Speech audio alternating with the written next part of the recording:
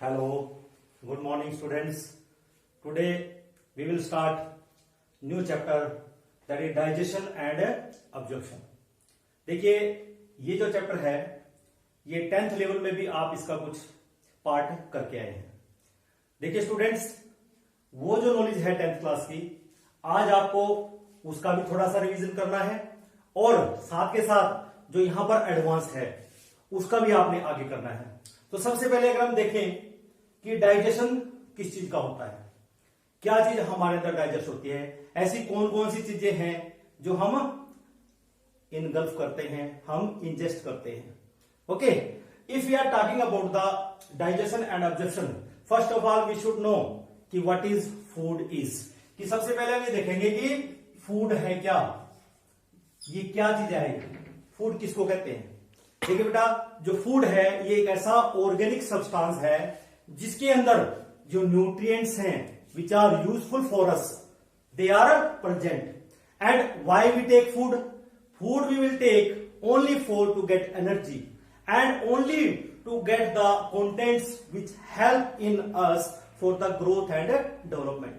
कि हम एनर्जी लेने के लिए, हम अपनी ग्रोथ एंड डेवलपमेंट करने के लिए जो न्यूट्रिएंट लेते हैं वो सारे के सारे एक ऑर्गेनिक सब्सटेंस के अंदर, एक ऑर्गेनिक सब्सटेंस के अंदर प्रेजेंट हो, जिसको हम क्या कहते हैं, फूड. इसका मतलब क्या हुआ कि फूड के अंदर जो सब्सटेंसेस हैं वो कौन कौन से हैं और उनको हम एक नई टर्म देते हैं विच इज कॉल्ड न्यूट्रिएंट्स. क्या बोलेंगे इसको, न्यूट्रिएंट्स. और बच्चे जो हमारे पास न्यूट्रिएंट्स हैं वो मेनली जो हमारे पास जो केमिकल सब्सटेंस हैं वो क्या है. नंबर वन इज हम प्रोटीन की बात करते हैं, नंबर टू हम लिपिड्स की बात करते हैं और नंबर थ्री हम कार्बोहाइड्रेट्स की बात करते हैं. और इसके अलावा हमारे पास कुछ ऐसे सब्सटेंसेस हैं, ये जो तीन आप कंपाउंड देख रहे हैं या जो मॉलिक्यूल्स आपके सामने हैं, ये कंपाउंड कैसे हैं, ये ऑर्गेनिक सब्सटेंस हैं which are present in the food. But इसके अलावा भी हमारी कुछ नेसेसिटी है, कुछ ऐसे इनऑर्गेनिक मटेरियल हैं जो हमारी बॉडी की डेवलपमेंट के लिए बहुत जरूरी है, जिसमें हमारे जो अदर कंपोनेंट आ जाएंगे, विटामिन्स एंड मिनरल्स. और इन्हीं के सभी कॉम्बिनेशन से हमारे पास क्या बन जाता है, ये हमारा फूड बन जाता है. This is called food.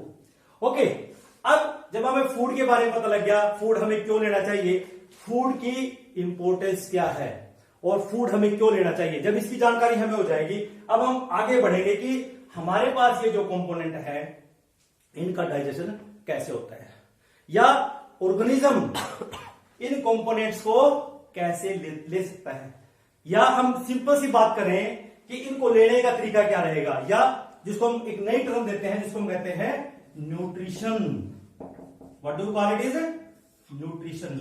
सबसे पहले ये पढ़ ले जाना कि न्यूट्रिशन है क्या. देखिए 10th क्लास में आपने ये चीज पढ़ी है कि nutrition is the simply process by which organism engulf the food. और यू सिंपली कैन से, एक छोटी सी परिभाषा में अगर हम कहें, simply intake of the food, this is called nutrition. अगर न्यूट्रिशन इसी को कहते हैं फिर इसके मोड अलग अलग हो जाएंगे, क्योंकि हमारे पास वैरायटी ऑफ ऑर्गेनिज्म है. हमारे पास सिंगल सेल से लेके मल्टी सेलुलर ऑर्गेनिज्म तक हमारे पास ऑर्गेनिज्म है. और सभी के पास जो डाइजेस्टिव सिस्टम की हम बात करते हैं या जो डाइजेशन ऑब्जर्प्शन की हम बात करते हैं, they are very different in each and every organism in respect of the unicellular to the multicellular organism. तो अगर हम बात करें न्यूट्रिशन के जो मोड्स हैं, they are very different modes of nutrition.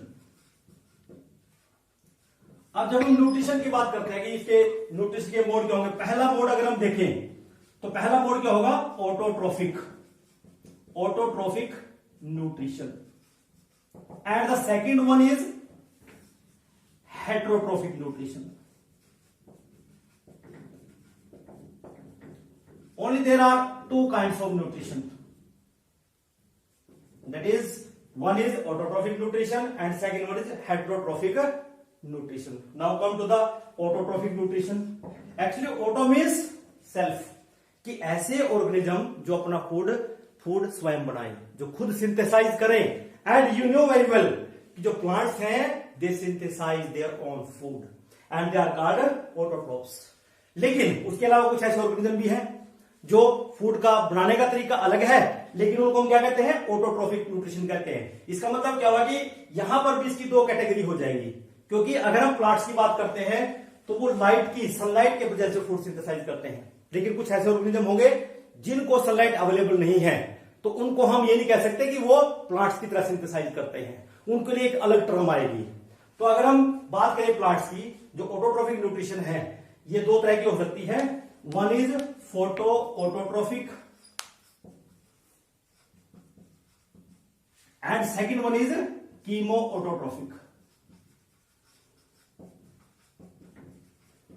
अब देखिए, photo means light, autotrophic means जो खुद अपने आप सिंथेसाइज करे फूड को, जो खुद ही अपना भोजन बनाए। And plants they are doing the same thing. In the previous 10th class you have studied about the photosynthesis, that is the process by which the plants they synthesize their own food in the presence of sunlight, taking CO2 from the environment, taking water from the soil and minerals from the soil, and in this way plants are able to synthesize their food. And second one, what is chemoautotrophic? This is the new term for you.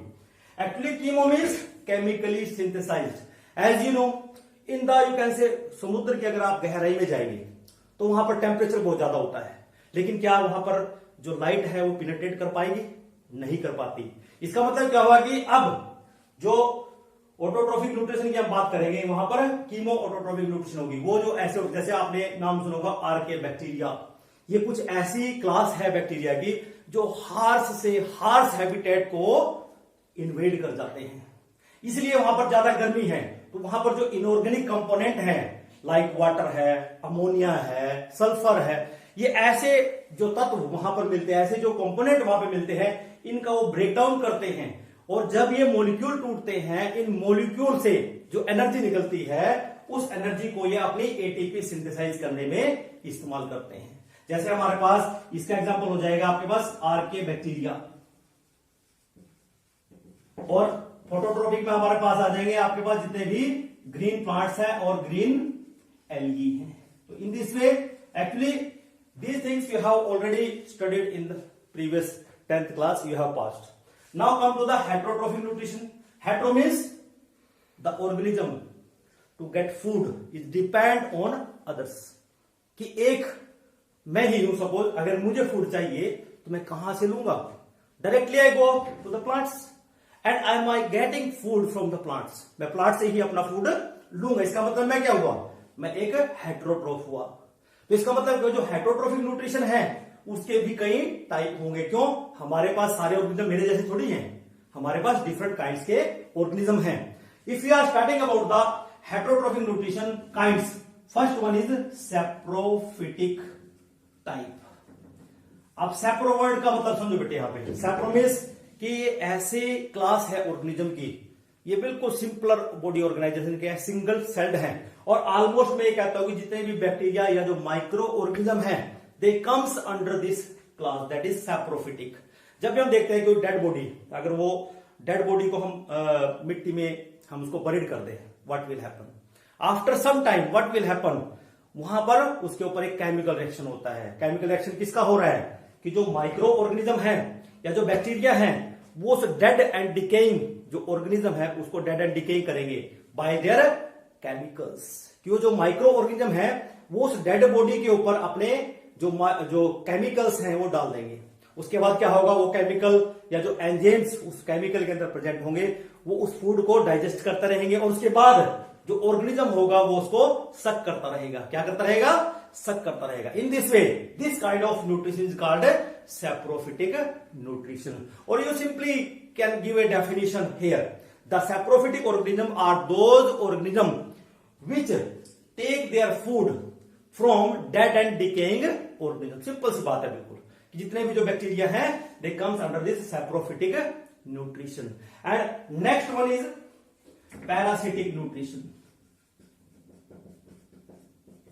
जब हम parasitic nutrition की बात करेंगे, अब देखिए बेटे यहां पर क्या है, जो पैरासिटिक न्यूट्रिशन है इसको प्लांट्स भी करते हैं, इसको एनिमल्स भी करते हैं।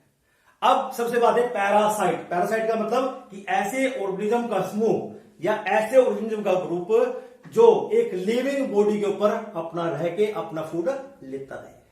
सबसे बड़ी एग्जांपल हमारे बीच में से ही लेंगे, जुएं, ह्यूमन लाइस, हमारे बालों में जुएं पड़ जाती हैं, वो क्या है, वो पैरासाइट का बहुत बड़ी एग्जांपल है।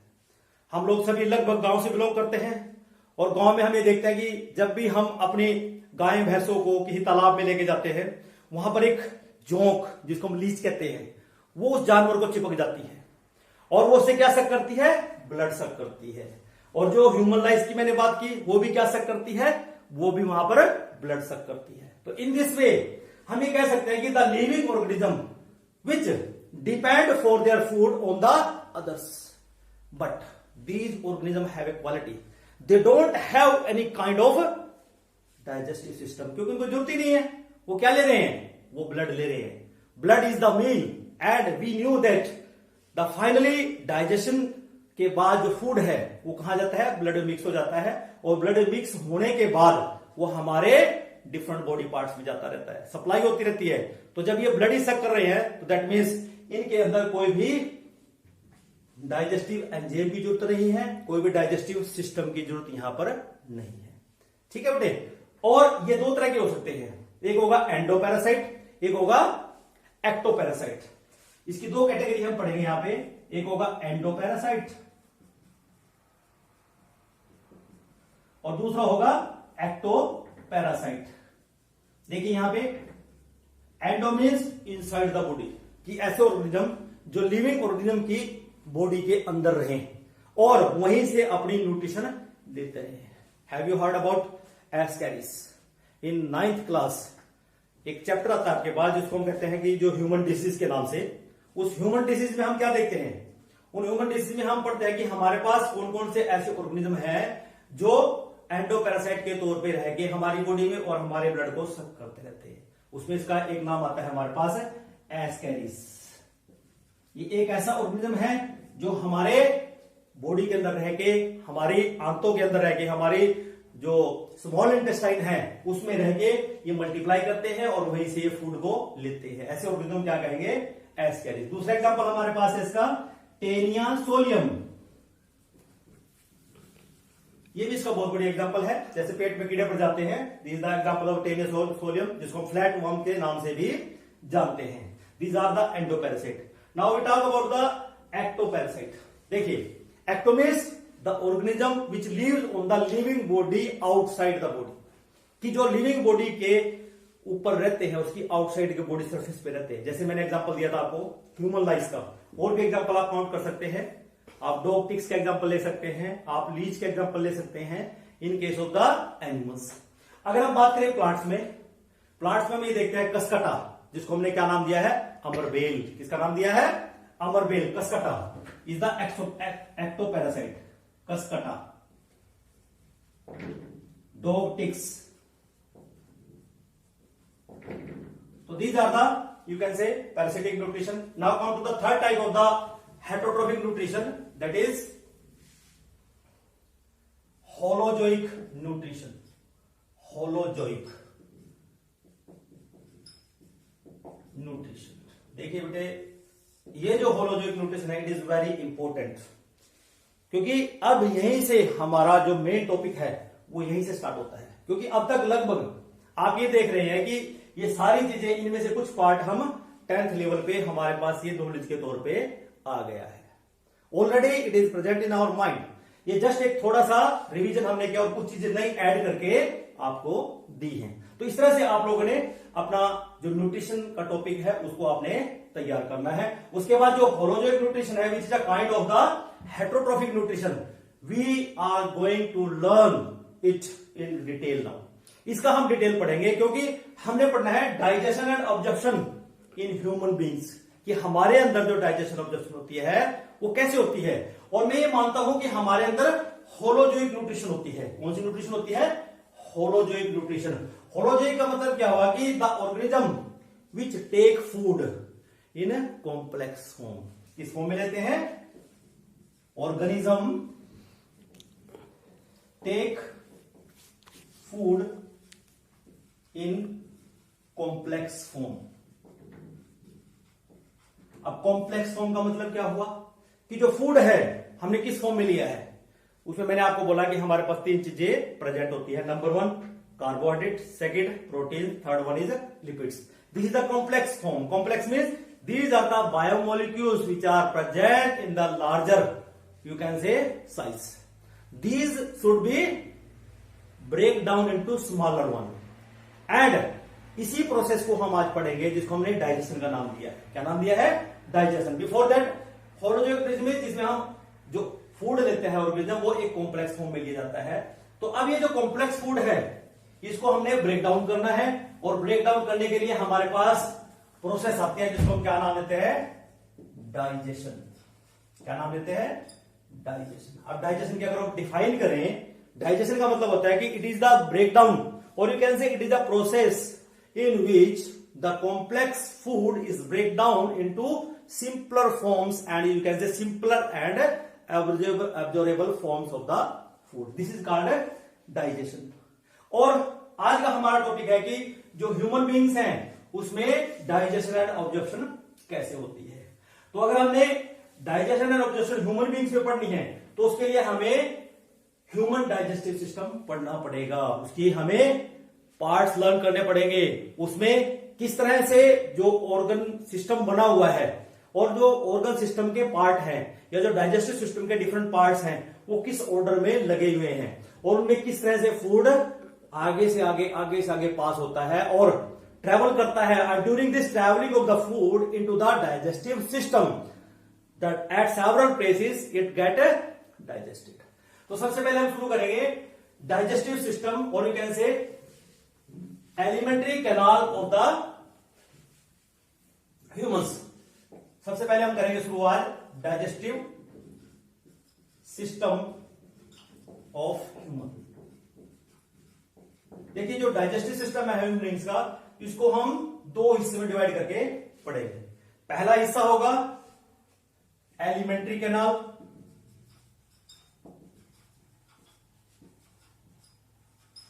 ठीक है, और दूसरा हिस्सा होगा इसका एसोसिएटेड ग्लैंड्स। इन 2 हिस्सों में हम इसको स्टडी करेंगे। First of all we will take alimentary canal. अब जो एलिमेंट्री कैनाल है, अगर हम उसके सबसे पहले पार्ट्स देखें या हम ऑर्गन्स को देखें तो सबसे पहले हम उसको स्टडी करेंगे। देखिए सबसे पहले अगर हम एलिमेंट्री कैनाल सिस्टम की बात करते हैं, एलिमेंट्री कैनाल क्या होती है या alimentary system of human beings में क्या होता है, सबसे पहले आता है mouth. Mouth is the first part and second part is the oral cavity, और you can say it is also called buccal cavity. Okay, and after this oral cavity or buccal cavity, next is comes in pharynx. After pharynx, next one is esophagus, and after esophagus, stomach will come, and after stomach, small intestine will come. And the small intestine will be divided into 3 further smaller part. Number 1 is duodenum, and middle part is jejunum, and last one is ileum. These are the 3 parts of the small intestine: duodenum, jejunum, and ileum. After that, large intestine. Now large intestine is also divided into further 3 parts. Number 1 is cecum, second one is colon, and third one is rectum. And this colon is further divided into 3 parts. One is ascending colon,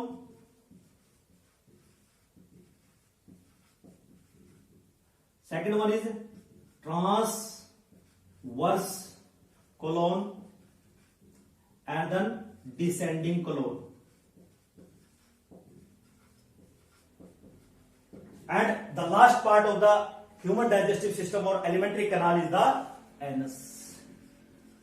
Now these things should be learned in a sequential order, because mouth will come first and then oral cavity will come second, then third pharynx will come, then our fourth position esophagus, fifth, then sixth and seventh and eighth. Likewise, we should learn in a sequential manner, because in this way, sequential manner, food will go through the different parts of the alimentary canal. Now we are going to study the diagram of the human alimentary canal. So first of all, we will draw a diagram, and with the help of this diagram you will be able to learn in which way we have to practice the diagram. देखिए, diagram is very must for the biology students. You should try at least twice, thrice, और जब आप इसको try करते रहेंगे तो ये अपने आप में यहाँ पे फिनिशिंग आती रहेगी. देखिए जरा, सबसे पहले मैं स्टार्ट करूंगा. हमारे पास है माउथ. देखिए, माउथ को हम जब भी बोलते हैं, माउथ हम कहते हैं कि जिसको हम माउथ बोलते हैं, it is not mouth. Mouth का मतलब क्या है कि अपने लिप्स देखिए जरा, ये एक स्लिट की तरह है. स्लिट मीन्स ये इस तरह का स्ट्रक्चर जो ओपनिंग है, this is called mouth. Means mouth is a slit like structure which is guarded by lips. आपके लिप्स इसको गार्ड कर रहे हैं. This is called mouth. Now that means it is mouth which is guarded by the lips. And now this space you are able to see here. This is your nasal chamber. This is nasal chamber, जो आपकी नाक का हिस्सा है, क्योंकि nasal chamber और जो आपका जो ओरल कैविटी है दोनों इकट्ठी फेरिंक्स में खुलेंगी जाके. तो यहां पर ये आपके पास फेरिंक्स है, जिसमें आप ये देखते हैं कि दोनों यहां पर ये खुल जाती है ऐसे. देखिए, this is called buccal cavity. क्या बोलेंगे इसको? Buccal cavity. क्या है ये? Buccal cavity. अब बक्कल कैविटी अगर डिफाइन करना हो तो इसको कैसे डिफाइन करेंगे? देखिए, buccal cavity is a space, ठीक है ना. मीन्स उसमें हम ये देखते हैं अपर जा एंड लोअर जा. ऐसा होता है ना, अपर जा एंड लोअर जा, ठीक है ना. Means buccal cavity is a space which is covered by अपर जा, लोअर जा एंड लेटरल बाय चिक्स. तो ये स्पेस जो बना है इसको क्या नाम देंगे हम? Buccal cavity. और वही स्पेस की हम बात कर रहे हैं. और दूसरा, इस बक्कल कैविटी में हमारे कुछ अदर ऑर्गन्स भी हैं. हमारे अदर ऑर्गन्स क्या हैं कि इस बक्कल कैविटी के अंदर हम देखते हैं कि सबसे पहले आपको जो मस्कुलर स्ट्रक्चर दिखाई देता है वो क्या है? टंग. Very important organ. आप टंग के बिना बोल भी नहीं पाओगे, आप टंग के बिना खाना भी नहीं खा पाओगे. It is a very important organ, or you can say it is a sensitive also, which tells you about the taste of the different kinds of food. Different kinds की जो food आप खाते हो उनके टेस्ट के बारे में एक टंग आपको बताती है. And second thing is present here, that is teeth, which are very important. Teeth are there. तो हम यहां पर teeth के बारे में भी स्टडी करेंगे. But before going into deep study, we are trying to learn here about the alimentary canal. So we are going through the alimentary canal, and this is the, you can say, pharynx. अब आप देखिए यहां पर जो pharynx का structure आप देख पा रहे हैं, यहां पे ये एक फनल शेप स्ट्रक्चर बन रहा है. कैसा बन रहा है? एक फनल की तरह स्ट्रक्चर बन रहा है. फनल का मतलब क्या है कि आप केमिस्ट्री लैब में जाते हो, वहां पर एक फनल लेते हो, तो उस फनल शेप का स्ट्रक्चर है, जिसमें हम क्या दो चीजें नोटिस करते हैं कि ये जो ऊजोफेगस है ये भी इसी में खुलती है, और ये जो हम पॉइंट देख रहे हैं इसको हम बोलते हैं बेटे ग्लोटिस. क्या बोलते हैं? ग्लोटिस. और उसके ऊपर एक ये मेम्ब्रेन लाइक स्ट्रक्चर बताया हुआ है, मेम्ब्रेन लाइक. इसको हम बोलते हैं एपीग्लोटिस. क्या बोलते हैं? एपीग्लोटिस. देखिए, जब हम खाना माउथ के अंदर लेते हैं, there are chances that the food will go into the food pipe. It is the food pipe, wind pipe, sorry, it is a wind pipe, and it is also called food pipe. देखिए, जब हमें पता है कि दोनों ही, सबसे पहले wind pipe आती है, उसके बाद फूड पाइप आ रही है, इसका मतलब फूड जाने के चांस है विंड पाइप में सबसे पहले जाता है. इसलिए यहां पर एक कवरिंग है, एक मेम्ब्रेन लाइक स्ट्रक्चर है, जिसको हम क्या नाम देते हैं? Epiglottis, which covers the glottis while we swallow the food. जब हम फूड को निगलते हैं ना, तो निगलते टाइम ये जो ग्लोटिस है, ये जो एपिग्लोटिस है, ये इस ग्लोटिस को कवर कर लेती है and food will slip into the oesophagus. Clear? After that this oesophagus opens into the somewhat bag like structure in this way. This is the stomach. मैंने लेफ्ट साइड में लिया है। अगर हम बॉडी स्ट्रक्चर भी देखें अपना, this is my abdomen.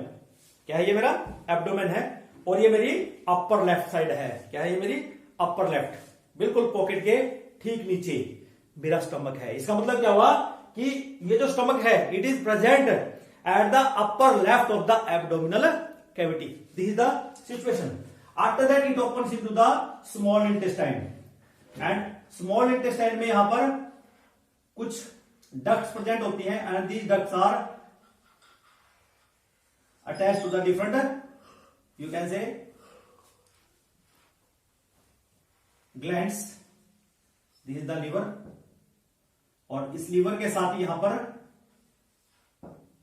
Gall bladder present होगा और गोल ब्लैडर के अंदर ये डिफरेंट हेपेटिक डक्ट्स आती हैं जो इसमें यहां पर गैस्ट्रिक जूस होता है, ये सीक्रेट होता है यहां पे। और उसके बाद ये हमारे पास ये डियोडेनम रीजन है। कौन सा रीजन है? डियोडेनम। स्मॉल इंटेस्टाइन का सबसे पहला पार्ट डियोडेनम। ओके, देखिए डियोडेनम के आगे ड्रॉ करने से पहले हम क्या करेंगे? लार्ज इंटेस्टाइन ड्रॉ करेंगे। क्यों?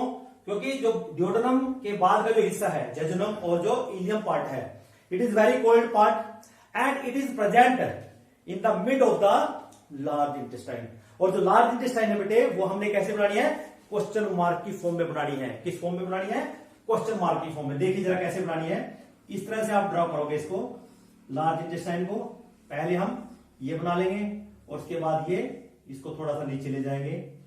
इधर से भी हम इसको ड्रॉ करते हुए नीचे ले जाएंगे इस तरह से, और यहां पर इसको ऐसे ब्लंट बना देंगे, बिल्कुल एक बैग लाइक स्ट्रक्चर बना देंगे जो कि बिल्कुल ब्लंट एंड होगा। और इस ब्लंट एंड में एक नीचे की तरफ ऐसे 1/4 अपेंडिक्स दिखा के और यहां पर इलियम के साथ इसको ज्वाइंट करेंगे। इसका मतलब क्या हुआ कि जो स्मॉल इंटेस्टाइन का इलियम पार्ट है, it opens into the caecum part of the large intestine. It is the caecum part. Okay, तो अब हम इसको जोड़ सकते हैं इसके साथ, like this. It is a cold part, like this. Now complete this large intestine part. इसको आपने क्वेश्चन मार्क की ही शेप में रखना है। ये इसका ऐसे, यस, इन दिस वे।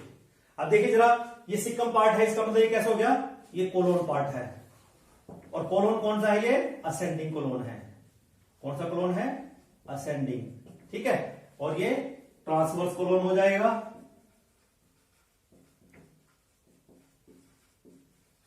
और ये डिसेंडिंग कोलोन हो जाएगा।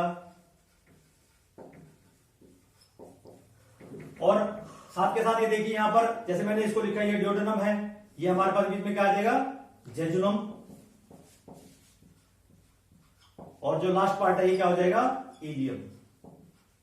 तो इन दिस वे ये हमारे पास स्मॉल इंटेस्टाइन होगी। और जो सिकम है ये कोलोन है, और ये यहां पर क्या हो जाएगा? रेक्टम। और रेक्टम के बाद लास्ट है हमारे पास, ये क्या हो जाएगा? एनस।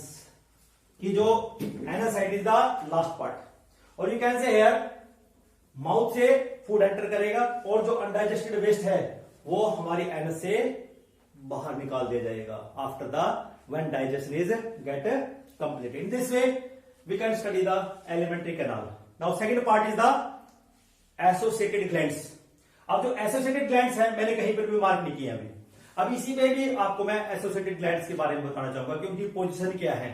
डिटेल हम 1 by 1 लेंगे, लेकिन अब इस डायग्राम में को समझना बहुत जरूरी है। देखिए सबसे पहले हम देखते हैं कि हमारे पास सैलिवरी ग्लैंड्स होते हैं इस तरह से, और ये जो सैलिवरी ग्लैंड्स हैं 3 पेयर होते हैं। कितने पेयर होते हैं? 3 पेयर। जो अपर, जो हमारी चिक्स की तरफ जाता है ऊपर, इसलिए मैंने इसको ऊपर दिखाया है, इसको हम बोलते हैं पैरोटिड। क्या बोलेंगे? Parotid gland. ठीक है। और 2 पेयर हमारे हम नीचे की तरफ दिखाते हैं ऐसे, एक पेयर ये है, एक पेयर ये है। एक पेयर को हम कहते हैं सबलिंगुअल, क्या बोलेंगे, सबलिंगुअल, लिंगुआ मीन्स टंग, इसका मतलब ये ग्लैंड हमारी टंग के बिल्कुल नीचे है। और दूसरा, ये दूसरा पेयर है, इसको हम बोलते हैं सब मैक्सिलरी, मैक्सिलरी, मैक्सिला मीन्स हमारा जो जा है, हमारे जा के बिल्कुल ठीक नीचे सब मैक्सिलरी है, और इन तीनों को मिला के हमारे पास बन जाता है सलाइवरी ग्लैंड। समझिए, इसका मतलब हमारे माउथ के अंदर कौन सा ग्लैंड प्रेजेंट है, सलाइवरी ग्लैंड प्रेजेंट है, और इसके तीन पार्ट होते हैं। पहला है पैरोटिड जो हमारे चिक्स में ऊपर की तरफ होता है, और दूसरा पार्ट होता है सबलिंगुअल जो हमारी टंग के बिल्कुल ठीक नीचे प्रेजेंट होता है, और तीसरा होता है सब मैक्सिलरी पेयर। तो इसका मतलब हमारे पास तीन पेयर यहां पर हैं ग्लैंड्स के, विच तीनों मिलके एक ग्लैंड बनाते हैं, जिसको हम कहते हैं salivary gland. Okay, after that in pharynx no gland is there, in esophagus no gland is there. After that in stomach there are gastric gland found. What kind of gland are found? Gastric gland which help in the digestion. Okay, in the wall of the stomach, wall of stomach gastric glands present. Okay, after that थोड़ा सा नीचे आइए आप stomach से, यहां पर duodenum आ गई है, और ड्यूडेनम में हमने देखा कि एक जो डक्ट है वो इधर लीवर की तरफ जा रही है, this is the liver, liver is also a gland, क्योंकि ये ग्लैंड क्या करता है, ये एक ऐसा जूस सीक्रेट करता है जो फूड को क्या बना देता है, अल्कलाइन, उसको बेसिक बनाता है, विच इज वेरी इंपॉर्टेंट। वो दूसरी बात है कि जूस के अंदर कोई डाइजेस्टिव एंजाइम प्रेजेंट नहीं होता, but still it is required. After that this is the gall bladder. अब ये जो गॉल ब्लैडर है ये क्या करता है कि जो लीवर का सिक्रेशन है उसको अपने अंदर स्टोर करता है, और उस सिक्रेशन को गाढ़ा करता है, कंसंट्रेटेड करता है, और फिर उसको सीक्रेट कर देता है इस कॉमन बाइल डक्ट के थ्रू। इसको बोलते हैं कॉमन बाइल डक्ट। डक्ट का मतलब होता है कि ट्यूब लाइक स्ट्रक्चर है जो इस सिक्रेशन को कहां तक पहुंचा देता है, यहां तक, एक कॉमन बाइल डक्ट इसको बोलेंगे। मीन्स इसको बोलते हैं, इस हिस्से को बोलेंगे हिपैटो पैंक्रियाटिक डक्ट। ये दोनों होगी, हिपैटिक, हिपैटो वर्ड आता है लीवर के लिए, और पैंक्रियाटिक मींस पैंक्रियाज जो ग्लैंड है आपके पास। और हम ये देखते हैं कि एक ये पैंक्रियाटिक डक्ट है और ये हिपैटिक डक्ट है, दोनों ने मिलकर एक डक्ट बना दी, हिपैटो पैंक्रियाटिक डक्ट। तो in this way these glands secrete the digestive enzymes in their secretion. After that this small intestine will come in the wall of the intestine, in wall of the intestine intestinal gland are present। क्या present होते हैं, intestinal gland are present which secrete the digestive enzyme, or you can say the final digestive enzyme। in this way we are able to learn here about the, you can say, the main part, that is the elementary canal of the human digestive system and the associated glands। तो इस lecture में सिर्फ हम यही पढ़ेंगे कि हमने यहां पर जो ह्यूमन का जो डाइजेस्टिव सिस्टम है उसकी एनाटॉमी क्या है वो हमने आप स्टडी कर लिया है। अब इसके बाद जो हमारा सेकंड पार्ट है, या जो अब मेरा जो सेकंड लेक्चर आएगा, उस सेकंड लेक्चर में हम पढ़ेंगे कि हमारी बॉडी के अंदर जो हमने फूड लिया है उसका डाइजेशन कैसे होता है। Thank you.